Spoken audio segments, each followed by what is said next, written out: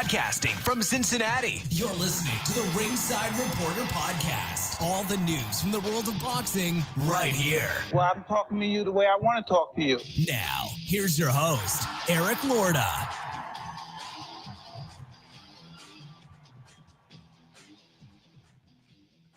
And we are live. Welcome to the Ringside Reporter show, where we talk about the latest boxing news. If it's related to boxing, we'll talk about it right here. My name is Eric Lorta, and I'm here with my co-host, Joe Habib. We got a great show for you today. 323-870-3857 if you want to call in. But let's get started with this week's action, B. Wasn't a whole lot, but hey, there was an impressive performance on DAZN. Galal Yafai versus Sonny Edwards. Yafai wins via 6-round TKO over Sonny Edwards.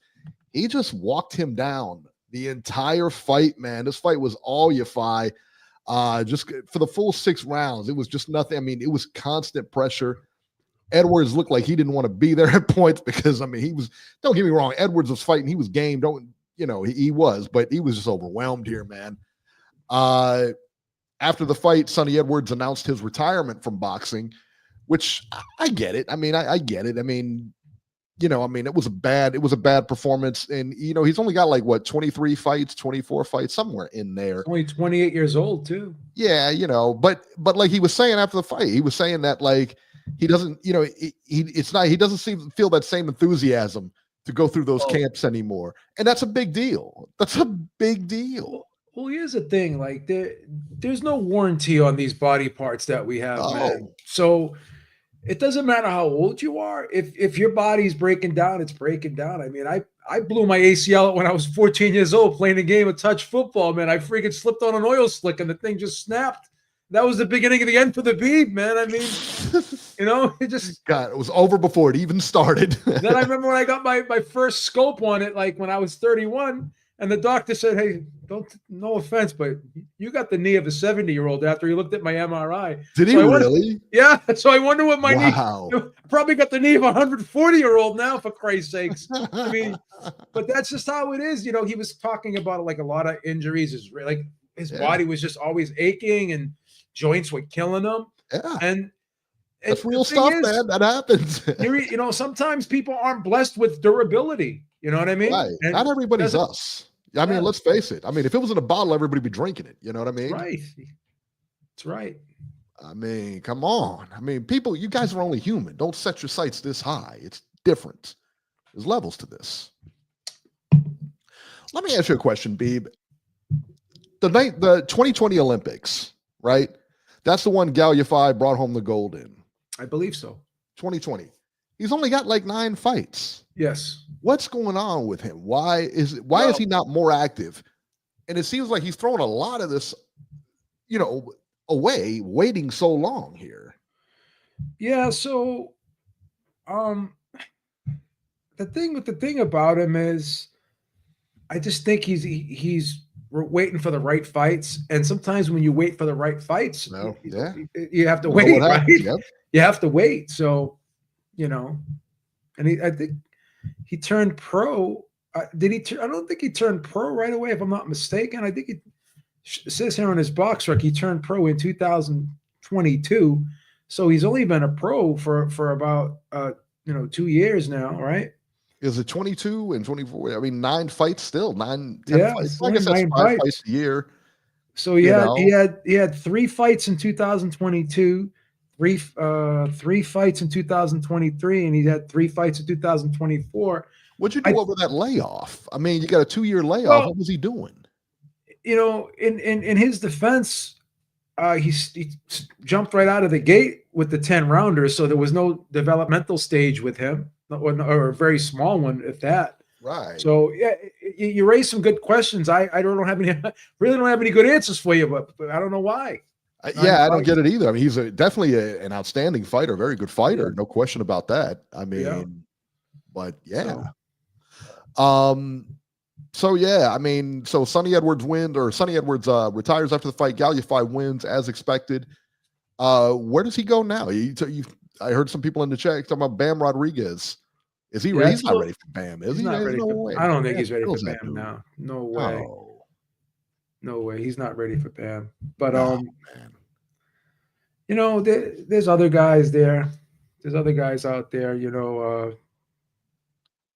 He could kind of still have some good fights, but I just think he's a notch below Bam. I think he needs about maybe 3 or 4 more fights. Then eventually the Bam fight will have to make sense because, you know, you're going to want to fight the best at some point, you know, and he's still very good himself. But again, like we said, 9 fights. Why not kind of wait a little bit? Maybe wait a year, another year or two before you go up against Bam. That would make a lot more sense. You know, and he hasn't fought anybody near that caliber either. Yeah. I'd like to see him get, you know. We always talk about day after the fight when someone loses. We always complain about how everyone throws him under the bus and they want to get rid of him, whatever. But now that Sonny Edwards is retired, you know, I have to be honest. He's a good fighter, obviously a world champion. What a douche. But I've never. Are you for real? Are you for real? I don't think either one of us, to be honest. I don't want to speak for you. Well, I mean, we've never been overly impressed with Sonny Edwards, right? He's a very good fighter, but he's just not like that Bam level. Like, so to be honest, I really. Yeah, he was never the most. You're gonna start pissing on Sonny Edwards now. I think his style, really, his style will You're always have Monday problems. morning quarterback. That's so rude. That's so wrong on every level. His style would always have problems against guys that are like quicker foot, good inside guys who are strong. I think he's never been like obviously a big puncher. That stick and move style, at some point you have to stand your ground.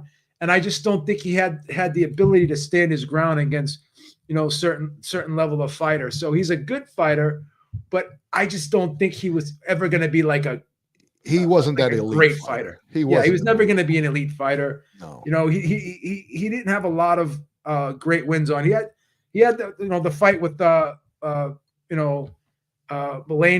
Mithlane, where he won the title, you know, against a South African guy. And that guy was a little bit long in the tooth when he fought him.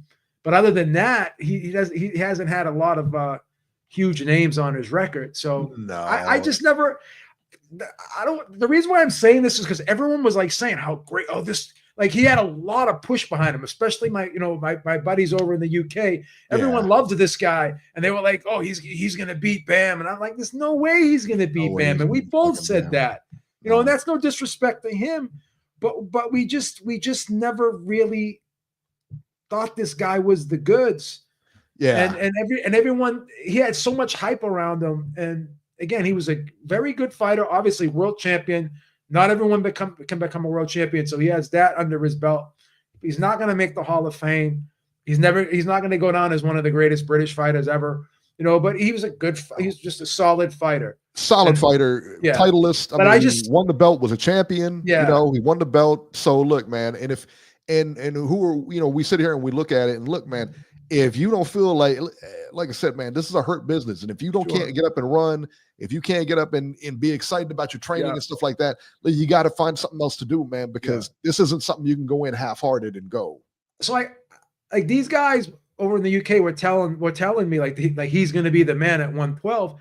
I just never saw it. Like I never believed this guy was going to like be like undisputed at flyweight. I just thought there was a lot, like certain styles he'd always have problems with because you can only move for so long in a fight, and at some point you got to stand your ground and get your respect. I just didn't think against guys like Bam and even Yafai. Yafai's a strong kid, explosive kid.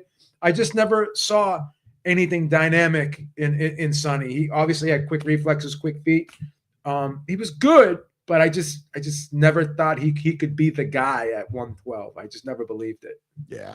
And like I said, retirement for him, if that's the way he's feeling, I like the call. I wish more people would do this. I wish more, you know, fighters would listen to family and everything like that and just, you know, make these decisions, you know. And what about what he said in the corner? Can I be real with you? I don't really want to be here. He sounded like me back in the day. Thumbs it up, doesn't it?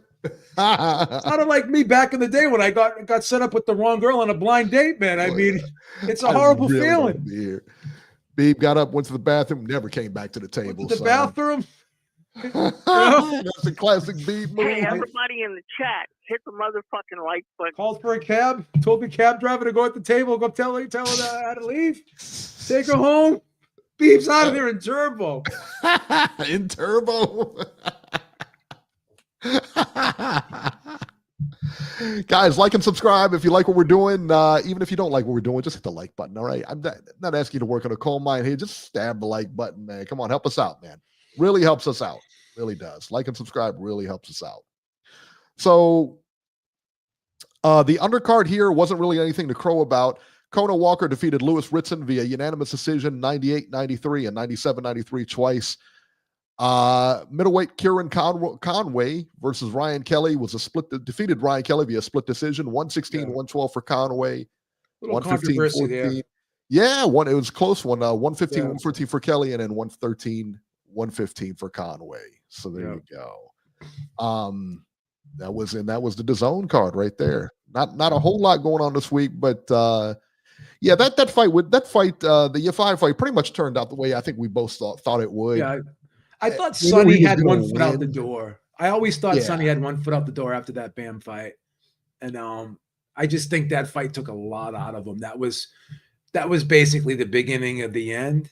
But again, world champion, even with the 4-belt era, it's still a great accomplishment. It's still a hard thing to do to win a world champion. It ain't easy. So we give Sonny credit for that. It's just that you UK guys were trying to force feed them down our throats, and I just wasn't ready to. You weren't having it. I wasn't ready to have it. Sorry. All right, let's take a look at what's coming up next week. It looks like we got a few fights. Wow, we got a whole bunch of cards next week. All right, so let's run them down here. From Phoenix on December 7th. That's Saturday, isn't it, be December 7th? I believe it is. I believe so. Yes, it is. ESPN and ESPN Plus. December 7th, Emmanuel Navarrete versus Oscar Valdez for Navarrete's WBO junior lightweight title. Rafael Espinoza versus Robeisy Ramirez, 12 rounds for Espinoza's WBO featherweight title. I tell you what, I think that Espinoza might get him again. Yeah. I think he might, man. I'm not in love with Robeisy Ramirez, that's for sure. No. He's just, to me, there's a lot of hype. A lot of hype. There was zero behind it. And there should have been. There should have been a ton behind it. Yeah. And he should have done a lot better than where he is now. I think that he finished his career back in the Olympics against Shakur because, quite honestly, he's not, to me anyway, I don't see. That amateur style doesn't always translate. It doesn't. Howard Davis, we talk about this all the time. Howard Davis was big. Yeah, Howard Davis. Yeah. Mark Breland never really, he was a good pro, but he never really reached. He wasn't. He was never as good as a pro as he was as an amateur. He was thought to have been one of the best, arguably not the one of the best amateurs of all time. Yeah, and if you're talking about one of the best American of all time, correct? One of the best American amateurs of all time, no question. Yeah. And one of the best amateurs, period. Correct. So that's and never really made it as a pro. And Robeisy may be in that. We'll see. That pack right there. Richard Torres, heavyweights versus Richard Torres versus Isaac Munoz. Richard Torres, Olympian. So I'll be looking forward to see that. Emiliano Vargas, again, always must-see TV versus Alan Ayala, 8 rounds junior welterweights. So not a bad card on ESPN. Pretty good card, actually. Yeah. December 7th on DAZN from San Juan, Puerto Rico, Liam Paro versus Richard Hitchens, 12 rounds for Paro's IBF junior welterweight title. That's a good fight, too. That's a good one, too. Nobody as of note on the co-main was Henry LeBron versus Christopher Diaz-Velez, 10 rounds junior lightweights. I don't notice a bunch of names on here. So what is that, a Golden Boy? Or is that a Liam Paro is that's a Hearn, that's a Hearn card. Okay. Now, and I was just gonna say, the thing with Eddie Hearn is that he's a great promoter, but when he's doing these cards without Turkey Al Sheikh involved, these undercards really don't do it for me. Terrible. They're not the greatest cards. I mean, and I respect him as a promoter. He's one of the best, But some of these undercards, they're just not doing it for me. They leave a lot. They leave a lot to be desired. Yeah. There's a card in London, Sam Noakes versus Ryan Walsh, 12 rounds for the vacant British lightweight title. You may be able to catch on like Sky or something like that over there, but over here it has no TV. There's a card in Canada on the 7th, Ryan Rizicki versus Yamil Alberto Peralta, 12 rounds for the vacant WBC interim cruiserweight title. And this one blows my mind. This one blows my mind here. This is from Bulgaria on December 7th, Beeb. Yeah. Kubrat Pulev. Yeah. He still fights. Kubrat Pulev versus Mahmoud Char. 12 rounds heavyweights for the WBA regular heavyweight championship. Yeah, Pulev. 2 years since Char have fought. And what is he, like 40-some years old? Yeah. Give me a break, guys. I mean, what are we doing? What is this? Why in the world was he reinstated? They reinstated Char as the interim heavyweight. Yeah. Are you serious? What are they doing over there? Who does he owe money to? I mean, again, for real, who does Mendoza owe money to?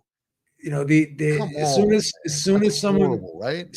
As soon as someone becomes undisputed, it's either the IBF or the WBA comes around and loves to order mandatories. And you know, this is what we get, with all due respect to these guys. They got to make a living, but I mean, no one's banging down the door to see Kubrat Pulev get a title shot again. That's ridiculous. I mean, who, like, seriously, how many bites at the apple do you get, man? You know, this again, you can't find two more qualified guys in the heavyweight division. Really? And what they're going to do is the winner then is going to get a title shot. That's what's going to happen. That's what's going to happen. It's going to be ordered. Right. And then it's going to be ordered. Yeah, and then when whoever has the belts decides, I don't want to fight that guy, they're going to strip him, and then they're going to fight for a vacant title. This never ends. Come on, JC said he's still piping Jenny Sushi. Whoa, please. Please, let sleeping dogs lie. That's the one. Pulev was the one that kissed that one chick. It was a Jenny Sushi chick. Right she was hanging out with him all night and then goes and cries and says it was abuse or whatever. And then you're like, I don't know. Again, man, you know, I get hanging it. out with him all night. All night. Why didn't you just go to your room if you felt uncomfortable? He kissed her. Hung out with him all night. But get this, after he kissed her, she still hung around with him the rest of the night. Like, if you were mad about it, you would have left. Right. Why did you stay at the party and hang out with everybody? And you look like you have, I don't want to get too crazy, but you look like you were having a good time over there. You know what I mean? Oh, that's cold-blooded. Why don't you just ask her what she's wearing already? Well, I mean, that was messed up, man. That was way more messed up than what I said. I'll tell you that. I don't make the news. I just report it. I have to go by what I see here. I got to call it down the middle here. I got to call balls and strikes.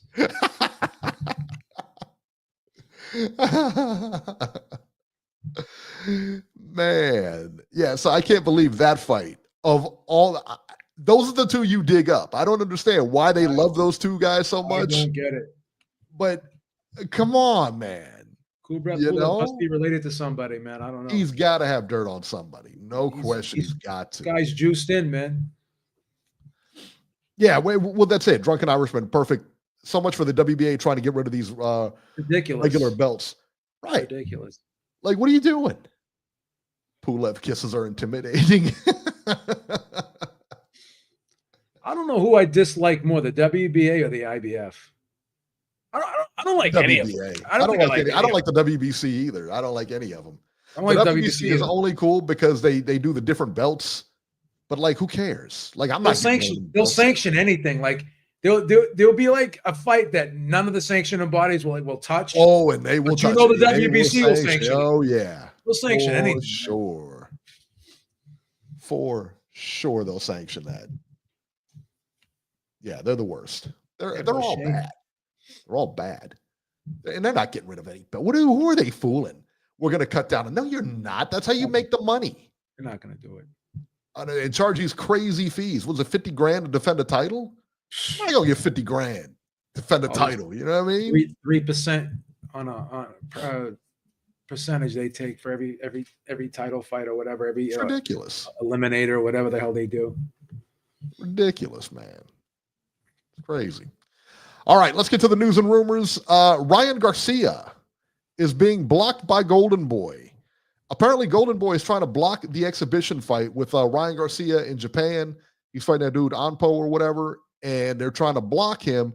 Said they knew about the Golden Boy knew about the event for whatever reason. They didn't sign some contract or something like that, and it sounds like the fight's already being in jeopardy. They already had a press conference for this. Now, look, man. I mean, just give Oscar his cut and move along. Yeah, I think that's it. I mean, Garcia's got to know. You've got to know. And, like, I don't know who his manager is. Yeah. But, like, you've got to know the ins and outs, right? I mean, you got to know the ins and outs. And your manager's not dumb. He knows there's a contract here. And in that contract, you guys have assumed somebody's read it, and when he fights, they're going to have some kind of promotional thing on it. It That's just right. is, Right. And so while I can't stand De La Hoya, I think he's probably, and again, I haven't seen the contract. He's probably right in this instance. I mean, you sign a promotional contract, you got to abide by it. So even though it's an exhibition, it's still combat. It's still a form of combat. So just let Oscar know what's going on. I mean, I'll pay you whatever I got to pay you. Can I do this? Yeah. Show some, and that's the thing, man. This is an exhibition also. Let him do it. Yeah, you just gotta use professional courtesy here, Yeah, and I think that's what he misses. I really do. And don't get me wrong, I hate De La Hoya, but this sounds like a Garcia issue. I mean, you had to have business known. Is business, right? Contracts. Promotion had to know. Everybody and their mother had to know about this. So what are you doing? When I do other shows, I get permission by the company here. Oh, absolutely. Absolutely. Are you kidding me? I got to get it signed off on by human resources when you're in huge trouble. You're in huge trouble. I'll tell you that right now. When I venture out, I go through the proper channels. Hey, that's why we all respect you over here. We really don't, but I mean, that's just what I say. Please. Did you see the presser for Anpo and Garcia there? I did. Yeah. So they were a little chippy over there, and that guy Anpo, I kind of like him, man. He had a little strut to him. He's funny. Yeah, he had a little strut to him, man. He wasn't scared. He wasn't intimidated by it, and man, they're doing a good job promoting that. They are. Well, hopefully it comes off. It's supposed to be in December 30th or December 29th or something. I don't know. What channel is it supposed to be on? Like, who's covering? Like, who's broadcasting that? Do you know? I don't know, but we'll be able to watch it. But I wonder if we'll find a way to watch it. I wonder if it'll be on. And obviously, it's going to be on pay-per-view for like $50. Did we say? So, I think that last week. Actually, like that pay-per-view is like $49. It's like and the Fury Usyk one is $39. $10 left. Or $10 less, and the quality is just so much better, That's hilarious. Like, come on, man. Yeah, $50 for that. Man. It's crazy. Speaking of pay-per-views, and this one's going to be an $80 pay-per-view. This is what's crazy about this, $80.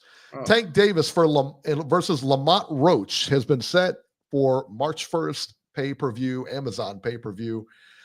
Do you like the fight?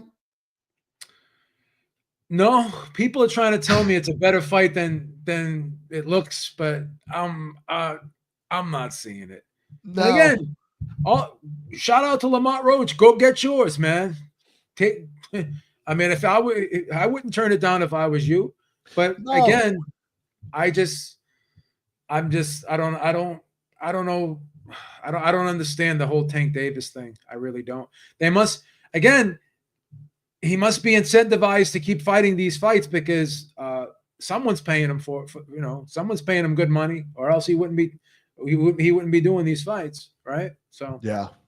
Bruce Gass says that that show might bust the PBC.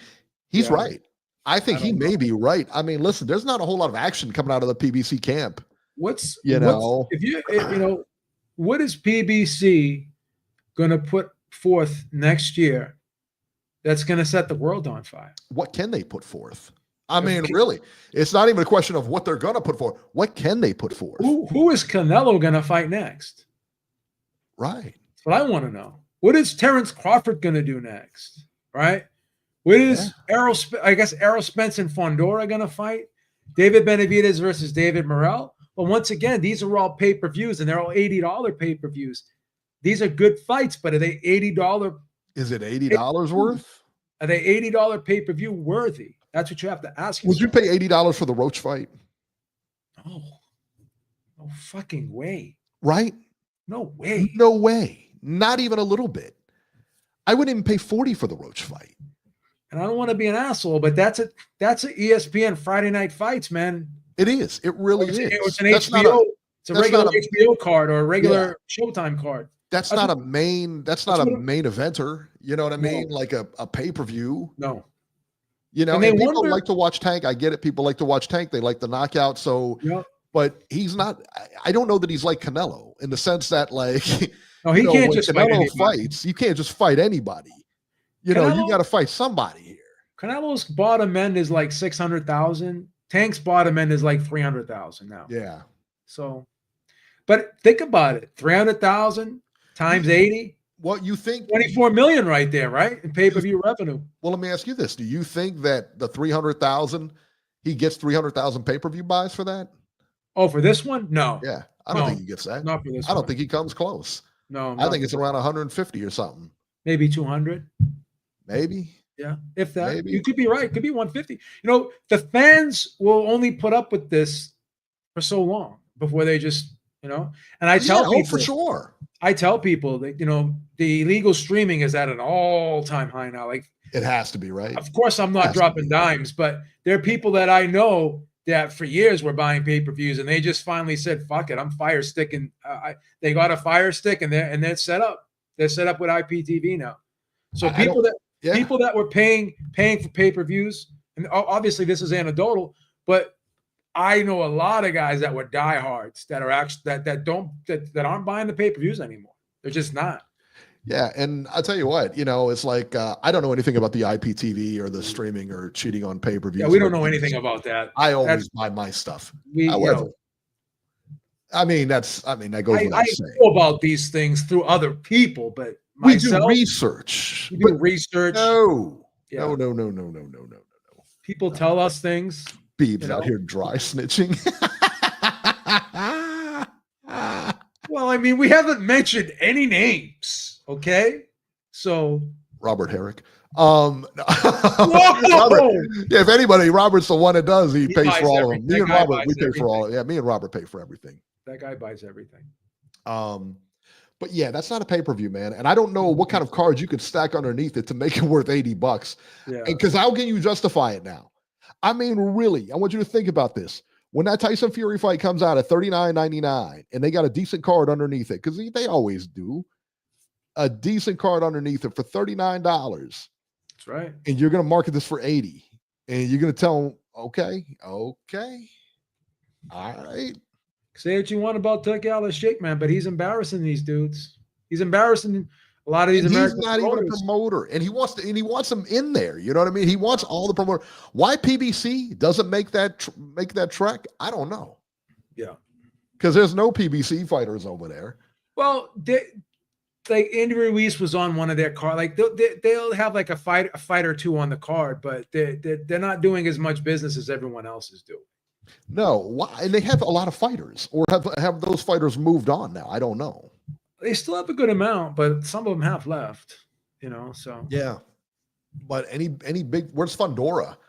Fondora and Spence are supposed to get it on next year, but I don't know. I can't remember what that thing was. It's supposed to be in February or something like that. Or Fondora tried to get Crawford. Crawford apparently didn't want to fight him. Yeah, and I get it.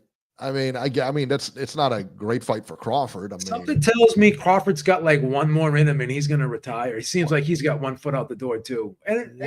Yeah, you're right. I think he's got one fight left. He's 37, man. I mean, at some point, you say to yourself, "Do I still want to do this?" You know? Yeah. Preferably, don't say it in between rounds.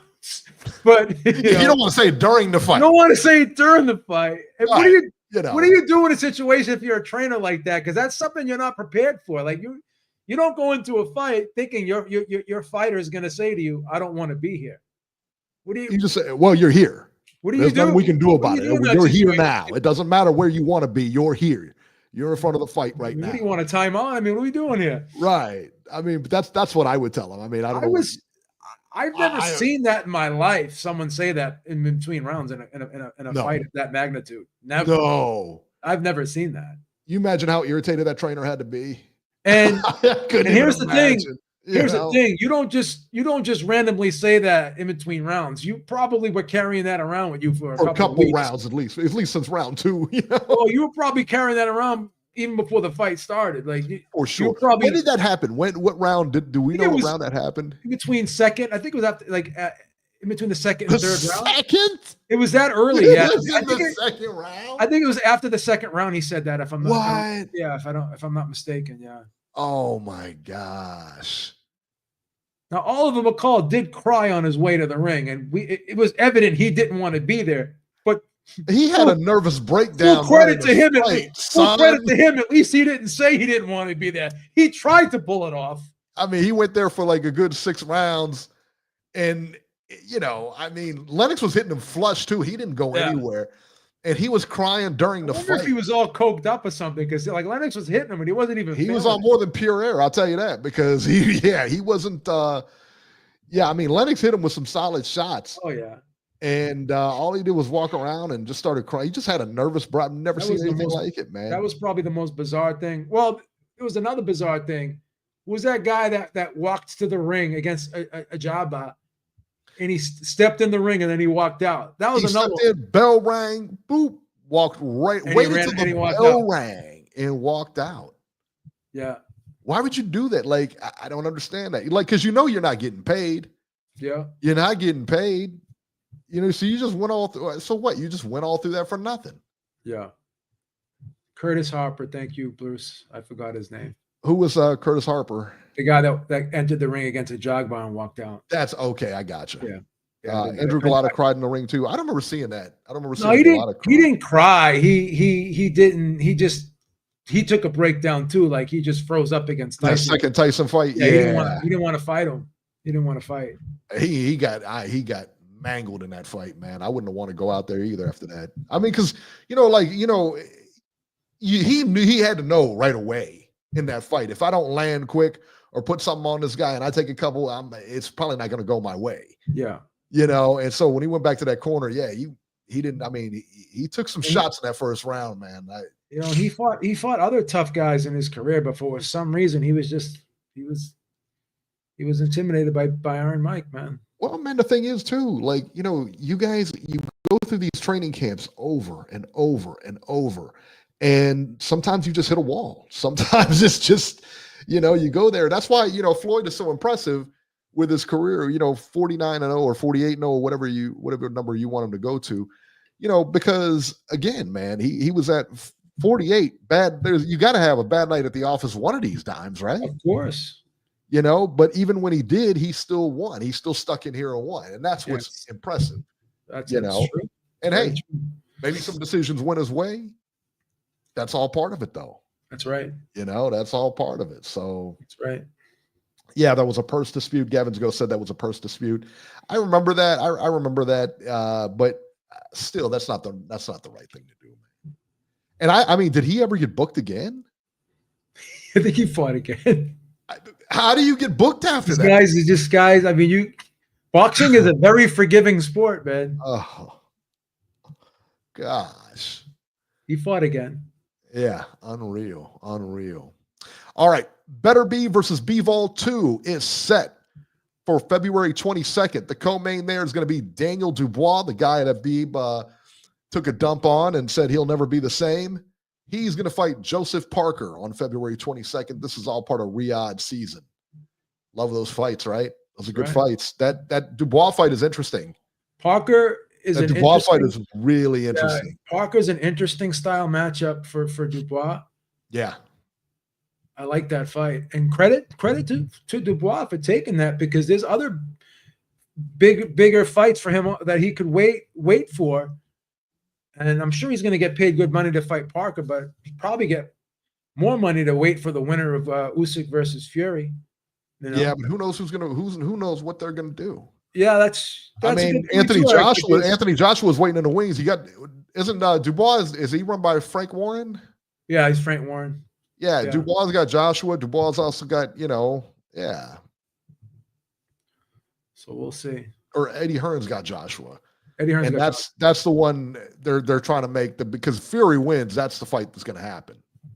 Joshua and him, because they've been talking about that for years, how big of a fight it is for England and all this other stuff. That's right. So that's what I'm envisioning there anyway. Yeah. Derek Chisora was supposed to face Jarrell Big Baby Miller. All right. And apparently Big Baby Miller is now out over a promotional dispute. Dimitri Salita has him and Dimitri Salita got some kind of dispute going on where he took him out of that. Again, this is another one. We talk about this all the time. Like, what in the world? Like this again, you got a guy right here, all right, like Jarrell Miller, who you can't depend on to show up. You know what I mean? You can't depend on him. He's been popped for drugs a number of times, and he hasn't looked great. I mean, let's face it. I mean, on his comebacks, he's looked like a shell of himself. He hasn't looked great. He looked pretty good against Andy Ruiz. I thought he won that fight. But you're right. He has had some ups and downs. There's no question about that. Yeah. But he is coming off a very good performance against Andy Ruiz, which was a draw that I thought he probably should have got the decision in. But, I mean, Andy Ruiz has been checked out since that first win. Yeah, he's coming off of a long layoff himself. So I understand. Yeah, sure. But, you got to get your paperwork and you got to get your paperwork in order, Yeah. And so he just lost that opportunity now. That's right. Again, another opportunity wasted by Jarrell Big Baby Miller. Not the best move. Yeah, right. Chisora will now face Otto Wallin. Look, man, I don't want to see I don't want to see either one of them fight. I don't want to see either one of them fight. I don't think Chisora should be fighting. I don't think Big Baby should be fighting anymore. Big Baby should be, for all the drugs and everything he got suspended. But Otto Wallin taking either way, I didn't want to see the fight. Yeah, I still don't want to see the fight. It's an okay fight, but it's not a fight that is significant in any way. So. Yeah, I agree. Let's bring on Robert here. 530, you're live. Hello, guys. Well, you bring up a lot of good stuff to talk about today. That's very good. There you go. Robert, let me ask you a question. Can I ask you a question real quick? Yeah. Seeing as how, what is your feelings? Because you retired recently. What is your feeling about Sonny Edwards retiring? Mid-fight, basically, wasn't it? You know what? I'm happy that Sonny retired. I agree with Eric. I wish more fighters, if they truly believe that they don't have the motivation to do all the training you have to do to be in the sport, that you should hang it up. And Sonny is a pretty intelligent guy. He's worked in people's corners. He's helped fighters out that way. He helped train them. He's also good on the microphone when he does commentary for DAZN. When he talks, he makes good sense.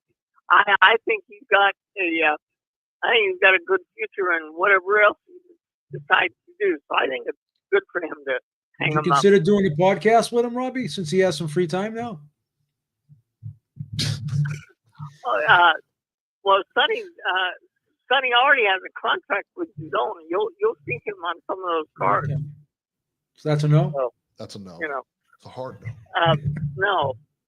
And look, as far as these pay-per-views go, as long as Turkey Al-Rashid keeps lowering the prices of his pay-per-views, nobody else is going to buy any of the other pay-per-views that cost more. I mean, look, if you're Amazon, you got to be asking yourself, the David Morrell, Benavidez fight, that's a good fight, but nobody's going to want to pay $80 for that. Are you paying $80 for that, Robert? Are you paying $80 for that? Are you going to buy it? No. Yeah, right. Get out of here. You're buying it, you liar. He's buying it. You buying the tank fight, Robert? No. Yeah, right. No. He's buying it. You're buying it. He's buying it. No, I'm not. On the phone. I know you're buying it. Why do you guys say I buy stuff when I obviously don't? Robert. And Joe, you know how many papers. Yeah, B. Joe, you know how many papers I buy because you help me order them sometimes. That's why I'm saying you're going to buy it, because I'm always the guy buying. I'm always the guy going on the online and purchasing these for you. I have a lot of your financial Look, information. I do keep that under wraps, look, but I do a lot of Posted on X I do last the week. books for you. you don't help me. I do a lot of accounting work for you. I do a lot of accounting work for you and Mrs. Herrick. So I know what you're buying. I know what you're buying. Yeah. You can't get it over on me. Yeah. But no, I'm not buying either one of those two cards. I love what Turkey's doing with these cards. I mean, $40 for the heavyweight championship of the world. That's fantastic. That's one I'm definitely going to buy. Matter of fact, I'll buy any of his cards as long as they continue to be low price. But I'm not going to buy any of the others. So you'll buy any of his cards. So if KSI fights some YouTuber, you're going to buy that? Boxing for you. I'm talking about boxing. Okay. Did you buy Fury? Did you buy Fury versus Ngannou? Did you buy Fury versus Ngannou? No, I did not. So you're not going to buy all the Turkey Al Sheikh. I got you there. I don't like doing these gotchas on you, but you make it too easy. Hey, Robert, what are your thoughts on the Tank Davis Lamont Roach fight as far as pay-per-view wise? That is going to fail miserably. He'll be lucky to get to 100,000. And look, I don't think it's a big Jeff fight. Yeah, I'm with you. That's a bad one. Yeah, it's not good. I know Jeff Bezos has a lot of money, but if you're Amazon, you got to be asking yourself, why the hell did we get hooked up with Premier Boxing Champions? They haven't offered us anything worthwhile. Why in the hell did we sign this deal? I don't think Amazon really even thinks about it. I mean, they're so huge. I mean, Jeff Bezos, in between business meetings, is thinking about what Tank Davis is doing. With all due respect. Yeah. But look, guys. That's why I don't have a lot of respect for Tank Davis. Look at these opponents. I mean, he got credit for beating Ryan Garcia, but let's face it, he's beaten Leo Santa Cruz. He always finds these guys and gets them to move up and weight. Like Lamont Roach is 130. They're going to be fighting at 135. He always finds these guys and gets them to move up. When is this guy ever going to have the guts to fight somebody real in his own division? Somebody that could actually be a threat to him. I mean, that's what drives me crazy about a guy like Tank Davis. Yeah, but listen, man, he fought Leo Santa Cruz. Which I thought was a really good fight. And I was excited because they fought at 130 or what? 130. Yeah, they fought at 130, which is where they should have fought at. You can't say he's not fighting anybody. He's fought. I mean, again, Ryan Garcia. That was his biggest win to date over the biggest, star or whatever. Yeah. That was a big one. But he needs, I want to see more of that from him. And listen, the guys he's fighting, Frank Martin, was not a pushover. He wasn't a pushover. He was a good fighter. I didn't say And Lamont Roach is a good fighter too. Lamont Roach is a really good fighter. Yeah. But he's not pay-per-view tier. You know what I mean? So why they don't put this on Amazon and let everybody watch it, I don't know. Instead of charging $80 for it. Because again, he's not. You're going to get more money, I think, out of him in the long run if people know who he is, and if at least they're watching him on these big platforms, Well, that's why he needs to fight people like Shakur Stevenson. He needs to fight Vasily Lomachenko. He needs to fight bigger names. But these aren't just dropping the bucket names, though. You're talking about like huge fights they have to put together. Yeah. But so he's never, Eric, other than the Ryan Garcia fight, has he really considered actually saying yes to a bigger fight? Well, I'm sure he has. That's my problem. No, I'm sure he has. I think there's, Tank doesn't strike me as the kind of guy. I mean, none of them, no boxer really strikes me as saying, no, I'm not going to fight that guy. They'll fight anybody. No, it's all the management and everything like that gets, Boxers themselves are never going to say no to fights. I know that. But whoever's in charge of actually putting these fights together has got to have the capability of saying, okay, look, you've earned the capability of fighting these type of fights.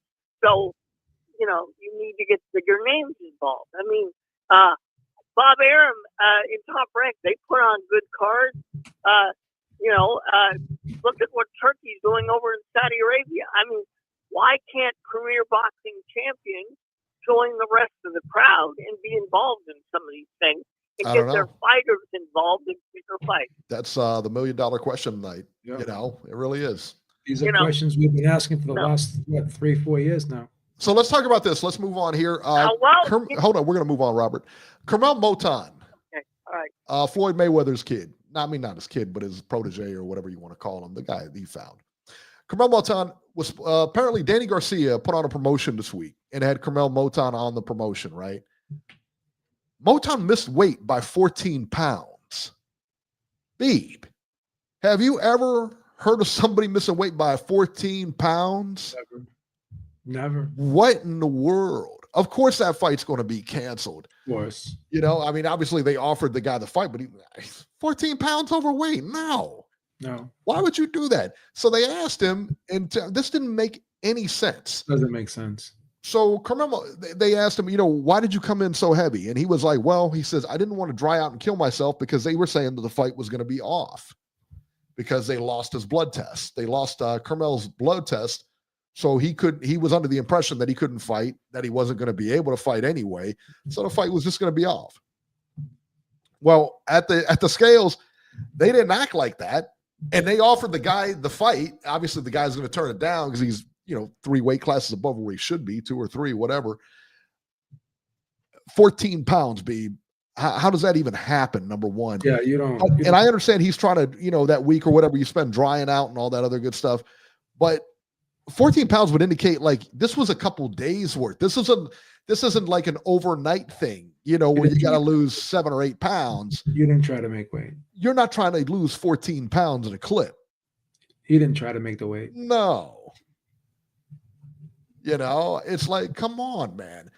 And the reason, again, they lost the blood test. They were going to fight it looked like, how hard is it to retake a blood test? Yeah, they can retake that in no time, right? It's not adding up. No. No one believes him. No, it was just a dumb story. Yeah, no one believes him. And again, like you have a fight lined up. Why? And I understand it's not a top tier promotion, Swift Promotions or whatever. Sometimes. But whatever. Sometimes you're better off just saying I fucked up. It's right. on me. I should have known better. I'm embarrassed. It'll never happen again. And you move on. Right? Because once you start lying and you start, I shouldn't use that word lying, but I don't believe you. So no, I don't believe you. So I don't think you're being truthful, right? Yeah. I don't want to call you a liar, but maybe you're not giving me much option, because I've never heard of this. I don't believe you. So how often have you heard of commissions losing the blood test or doctors losing the blood? I mean, really? That doesn't make sense. So no. I'm just not buying your story. And the more you try to dig yourself out of this hole, the worse it's going to look for you and the worse it's going to get for you. So. Ohio Runs Boxing. Who fights after Thanksgiving? Ain't right. I mean, he must have been one honey of a turkey over there he was messing with, Shout out to Ohio Runs Boxing. Good to see you back, man. Yeah, but I'm like, wow, 14. So you just said, screw it. He ate the whole meal. He ate the whole Thanksgiving. Didn't even care. Wasn't even trying to cut weight. Well, Meanwhile, what about his guy who made the weight? Like, come on, man. And they knew it. They were shocked. If you saw that weigh-in, they were shocked at the weigh-in, but they knew his corner. They were like, yeah, his corner had to know something. Had to. Yeah. All right. This is a big one, man. So Bouts Ennis is out of the Virgil Ortiz fight. All right. So they were setting him up, Turkey Al-Sheikh. You remember that whole thing? They were putting him on a card. Him and Bouts Ennis, Virgil Ortiz, Bouts Ennis. Great fight. We thought it was a good fight. I favor Ennis in that fight, whatever. I favor Ortiz, but yeah.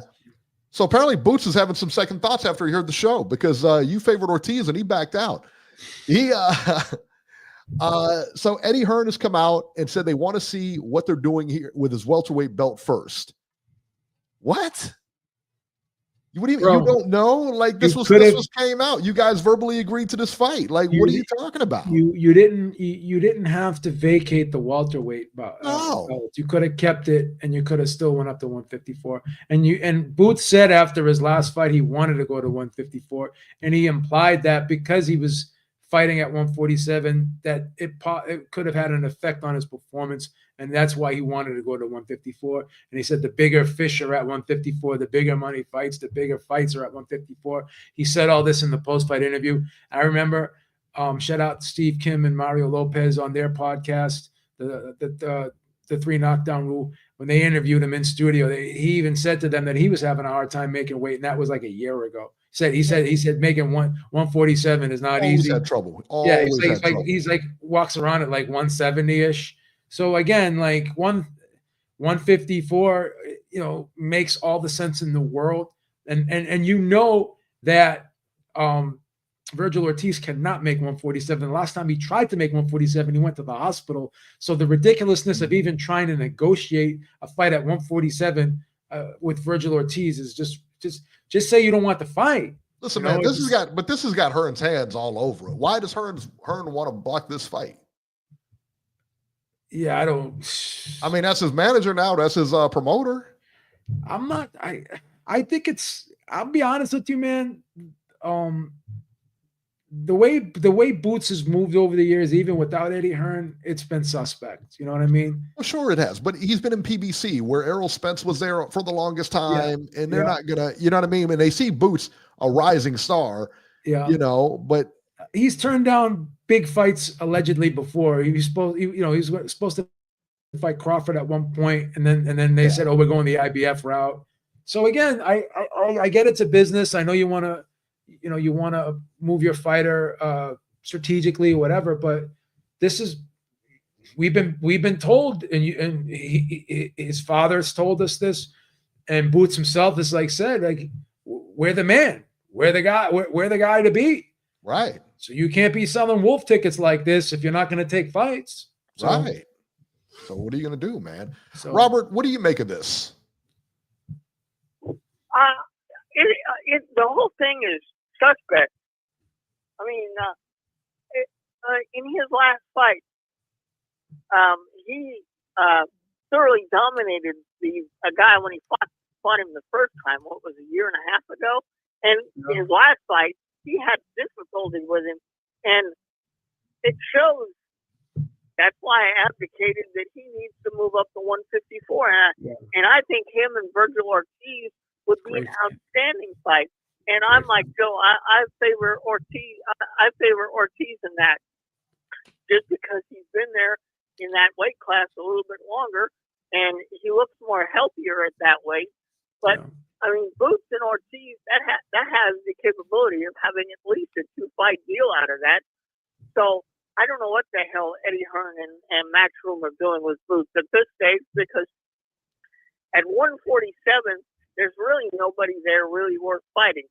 There are good fighters that are in that division, but none of them have really established themselves yet. Well, and I guess, if you're Boots, if you want to make more money, you go to 154. It doesn't make sense to me. There's no one at 147. No one at 147. And what are you going to do? Unify the titles? Nobody cares. Nobody cares because there's not a big unification fight there. So he's just going to pick up some belts. That's it. I'd much rather see him fight Ortiz. Much, Yeah, Staniotis is at 147, but that's not a big fight. No. It's not a big fight. No, it's not. And Eddie Hearn has got this kick that he wants Conor Benn to be in a title shot. Don't be shocked if you see Boots and Conor Benn fight one another. That would not shock me. It wouldn't shock me. I think it's going to be Conor Benn and Mario Barrios next for the WBC title. Somebody like that. You know what? I got Conor Benn in that. So do I. Mario Barrios. Definitely one of the fight for him. Yes, I think so too. The way Barrios performs under the lights, I've got Ben in this. It's hard. Barrios is a good fighter, but he's hot and cold. Barrios is a great fighter, and he just doesn't know. There's something with him, because you look at this guy and you watch him fight. There's no reason he does. I mean, he's got all the tools. He looked great against Lucas. And I bet you in the gym, he's terror in the gym. Bet you any money. But when the lights come on, something clicks. Something doesn't set right. I don't know what it is. Something goes off in his head, man, and he can fight any other schlep out there. He can fight it, left and right, whatever. But when he's involved in the big fights, that's when it happens. Yeah. There you go. All right, Robert, we're going to put you back on hold. All right. Thank you so much. 516, you are live, New York. Reek. Jesse Reek. Reek. Still crying because Serrano lost. Serrano got robbed, but that's another story. I know you had it for Taylor, but I think you know what movie I'm actually excited to see? Did you guys see the preview for that Clarissa Shields movie? That looks pretty good. Yeah, no, I saw the previews for it. Coming out on Christmas. Stop it. Katie Taylor needs to make a movie and I'll watch it. She was on Brazzers, maybe. I like all the boxing movies. What is it? I like all boxing movies, but Ennis is definitely ducking this. I know Zayas said he'll face Ortiz.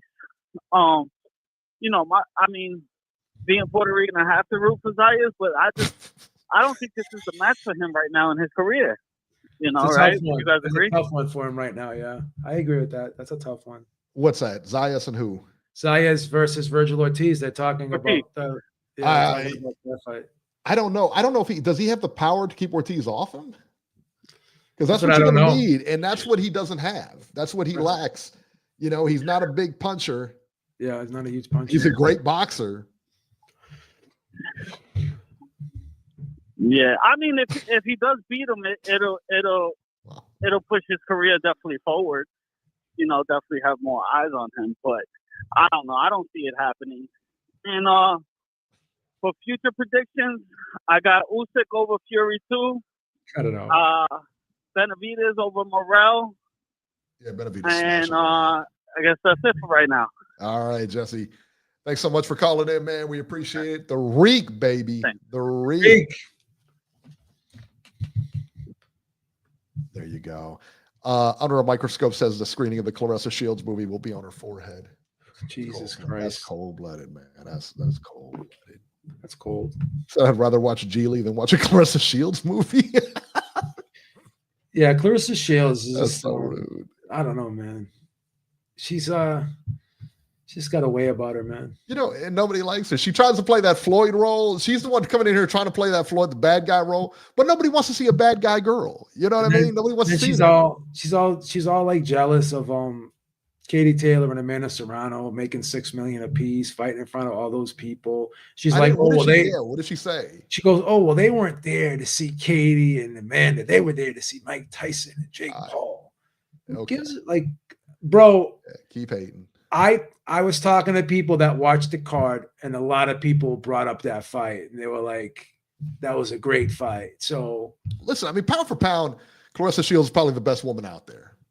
I don't think there's any question. I mean, really, nobody's going to be able to beat her. You can argue the divisions or whatever, but it is what it is. It is what it is. I mean, we know the divisions aren't what they should be.